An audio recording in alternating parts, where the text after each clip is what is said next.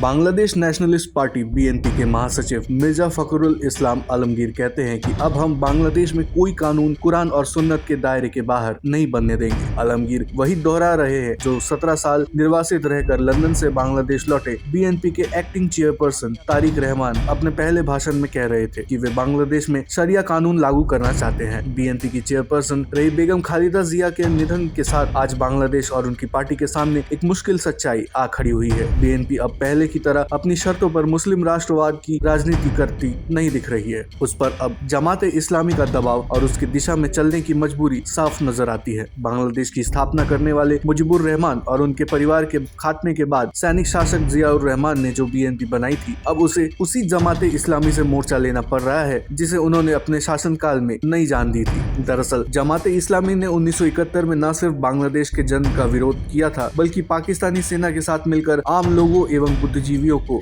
मौत के घाट उतारा था। आज वही जमात बांग्लादेश की मुख्य धारा की राजनीति में सबसे आक्रामक, सबसे संगठित और सबसे प्रभावशाली ताकत बनकर खड़ी है। उसका प्रभाव इतना ताकतवर हो गया है कि छात्रों की बनाई पार्टी एनसीपी के साथ गठबंधन के बाद उसे बीएनपी का सबसे प्रमुख विरोधी मोर्चा माना जा रहा है। बांग्लादेश 1971 में धर्मनिरपेक्ष विचार के साथ पैदा हुआ था। यह पाकिस्तान के इस्लामी राष्ट्रवाद के खिलाफ विद्रोह था, जिसमें भारत जैसा सेकुलर देश बांग्लादेशी क्रांतिकारी को मदद कर रहा था और दूसरी तरफ जमात इस्लामी जो उसी विद्रोह के खिलाफ खड़ी थी। युद्ध के बाद जमात पर प्रतिबंध लग गया। यह कोई बदले की कार्रवाई नहीं थी, बल्कि एक राष्ट्र की नैतिक रेखा थी। लेकिन 1975 के बाद यह रेखा धुंधली पड़ने लगी, अब लगभग खत्म सी हो गई है। 1975 में पाकिस्तान से बांग्लादेश को मुक्त कराने वाले मुजीबुर रहमान और उनके परिवार को एक सैनिक साजिश के तहत खत्म कर दिया गया। फिर जनरल जियाउर रहमान ने सत्ता संभालते ही बांग्लादेश की आत्मा पर पहला बड़ा हस्तक्षेप किया। संविधान से धर्मनिरपेक्षता शब्द हटा दिया। दिखाया गया कि अब बांग्लादेश का जिम्मा उल्लाह के हवाले है। यह बदलाव सांकेतिक नहीं था और यहीं से जमात के लिए वापसी का रास्ता खुला।